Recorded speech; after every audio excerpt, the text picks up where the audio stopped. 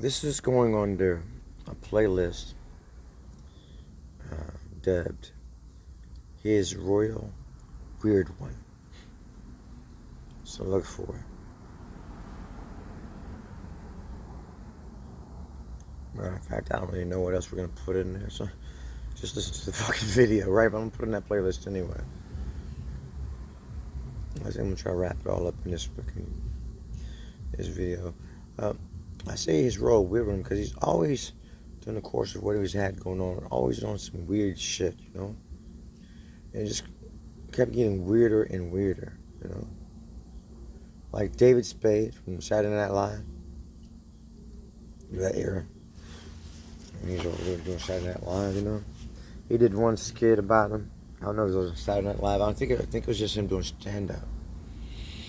And he got on Prince, you know, back when he had the Sign album going on and shit. And he was like a fan, you know, but he had to say, like, man, I don't know, he lost me somewhere down the road, he was saying, you know. And he started talking about the Eagles and some others as well. But he kind of had favorable shit to say about the Eagles, you know. Prince, he said, man, this guy just went so far off the deep end. He said, when you used to do a stash up there, all sinuous lines, yeah, how's the stash going, bro, you know? You know. And he said some shit like crickets. Oh, here's crickets, right? And crickets. How nuts he was, you know, saying his name, the sign, all the symbols and all that shit. Then he wrapped it up in he did this action like he was doing actual action, and climbed up a tree, and he looked around like from side to side, like his eyes open, and he climbed up the rainbow tree. He said, "Climbed up the rainbow tree," and looked around. It was funny then, it really was. I laughed at it, even though, you know, I was usually, you know, what do you want to call it, a French, you know, admirer or whatever. You understand? But I kind of started looking at things differently, you know. It's like right now, this video I put up there, I made a playlist over there. Someone forwarded it to me. I don't tell you everything that was forwarded to me, but that was forwarded to me for whatever reason it was. How's that work? Does someone actually forward it to you, and when you open up your app, it pops right up? Either way, well, I don't know what the fuck that's about, but that's what happened. So I checked it out, and maybe it's because I signed up to this guy's thing. I'm gonna go look and see what it is. Maybe I subscribe to his things, but it just pops up or something. He sends it out to us as a pop up for people who subscribe to me or whatever. I don't know. Either the fucking way. It's very difficult to say what was Monkey Show for me and what wasn't Monkey Show for me. Looking back at it, I used to think it was also respectable. Yeah, it's funny how things can change, and you start looking at things and shit. Things used to seem one way seems another way now, and the thing itself did not change. But some parameters that was involved with it, or surrounding it, or something that somehow correlated to it, you know, associated to it, changed for you. So now the thing changes for you, but it did not change itself as it was. So what's changed? It's just that way. But I'm back to what we're saying. He's a weird one, right? He's a weird one. 2010. They always say he's always so prophetic, you know. It seemed like he was prophetic about things. So the Rainbow Tree was about actually a Rainbow album. And once again, we told you when that album released. And that he really wasn't looking for fucking sales of that album. He had other albums and other works that he said, like, it wasn't about sales so much, it's about some other shit. And they'll say, well, it was a flop, or it didn't hit and it wasn't a success. And he said, well, what the fuck? How are you measuring success or otherwise? It's success, he said. It's quite successful. But Rainbow Children wasn't about money. He wasn't about saying, hey, this is the quintessential Prince as you used to that you were looking for from 1999 and fucking Purple Rain and Sign of the Times. It's about some shit that had nothing to do with all that shit.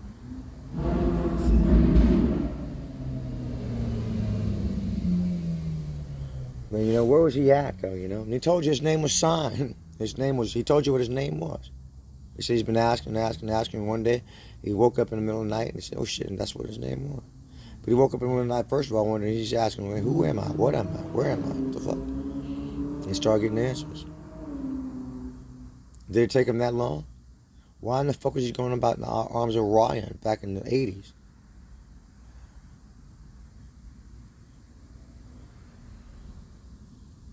Turns out here, Cryon speaks about him tentatively in Lightwork's Handbook, at least the original. I haven't gone through the revised one that has a different tone to it.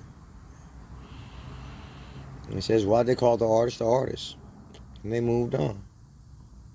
He moved on. They didn't even say his name. I guess it wasn't meant to be because he's like, hey, you got to start calling me Prince. And he said it was a big business move, and that's what it was about money. And people say, okay, we understand that shit, man, because we thought you was fucking crazy. Like David Spade, we thought you had flipped the fuck out and climbed up the rainbow tree. And don't lose us now. Like Stevie Wonder's blew in. He lost his. He going about the relationship between men and plants, mankind and plants. He had a whole goddamn album about this shit. He lost us. Motherfucker, he's blind.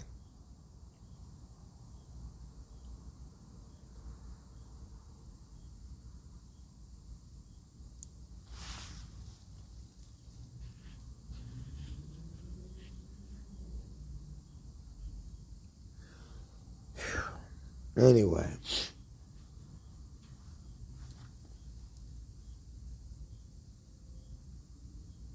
So yeah, real shit. So now 2010, he's coming around talking about Ebony magazine went out there by 2010. I believe it was, I'm not mistaken. They saw this cover of the magazine. They made him look much older than what he actually looked like in the photo shoot. But when they got into the photo shoot, I'm looking at the photo shoot, I'm understanding that wasn't Photoshop shit. It wasn't makeup and all that. He was looking every bit of 18. In 2010.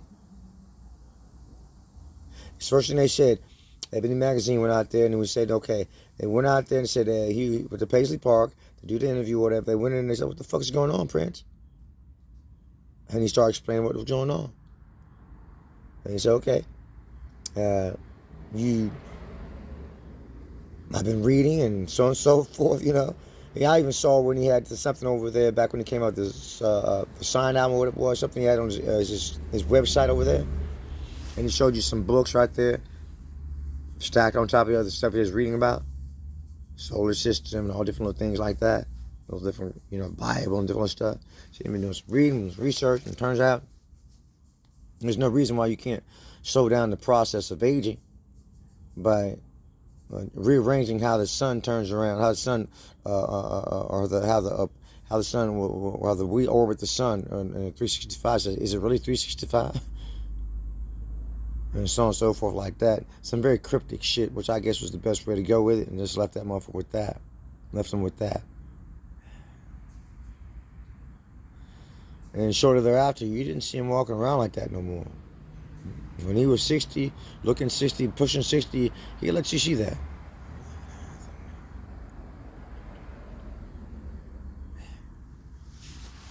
What else? When I went to concert over there, when I went to this concert, the only concert I went to, I was about 24 at the time. Out there in Jackson, Mississippi. He, for some reason, made his way to go to Jackson, Mississippi. The turnout was laughable.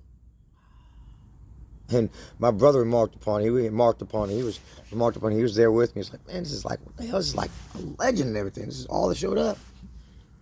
It's crazy for me, right? Well, I guess that was spur of the moment shit with that one, then, for one damn thing. A lot of people, he didn't advertise this shit. A lot of people didn't get it. They called that the Give Me Your Money tour. The critics did. He was only asking $60 for the tickets my brother and I got. And my grandmother was on treated us to us. I didn't even know. She found out about the shit and let us know somehow, some way. She's always in the loop about the shit. Say, I got your tickets for it. I said, that's great. That's great. So we went out there.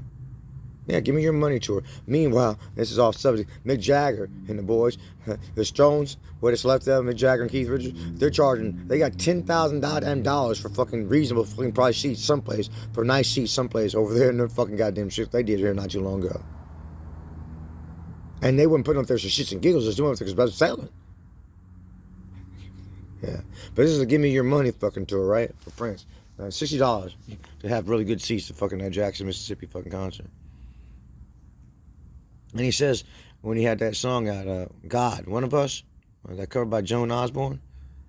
And I didn't think about it then, but I remember looking back at it. He also was the only motherfucker on that stage that night.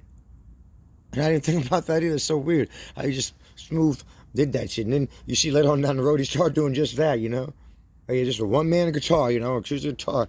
That's going to be the set. But he had a fathead fucking poster up there, likeness of himself. My brother, remember, he said, that's kind of corny. I was like, whatever, he's doing his thing, whatever, you know.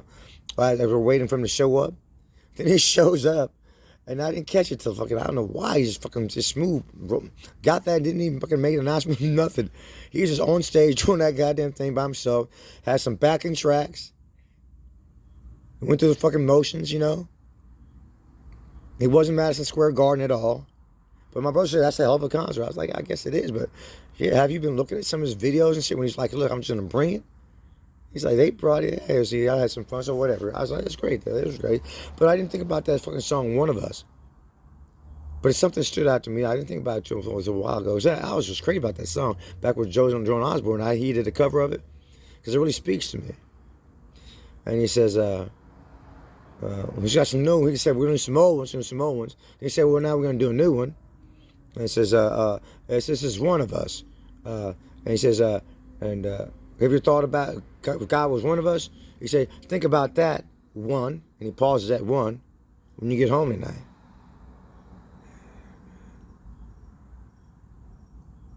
But why was he so seemingly prophetic? What did he know? Did he know that his name was simple, what the fuck it was, androgyny / whatever the fuck else that was? Until what? Until he changed and altered and let the whole world know about it? Or do you know ahead of time? Sometimes he just tell you what you need to hear and what you didn't need to hear. And if you couldn't deal with it, hey, shit, it's just a business move and fuck it, that's all it wants. Can we move the fuck on? Since I'm so fucking weird and you're all in the loop on every fucking thing. But do you know how to slow down the processing, aging process? Because he just told you how, huh? That's how he did it, I guess. He's considered the orbit and all that shit in 365, and it didn't make sense to him, and it didn't make sense to me either, I guess, sometimes. Yeah, but in this fucking photo shoot, not the fucking cover, and the actual photo inside, I couldn't tell if it was 18 or fucking what, he was fucking just in 2010. Like a fucking young kid. Flawless.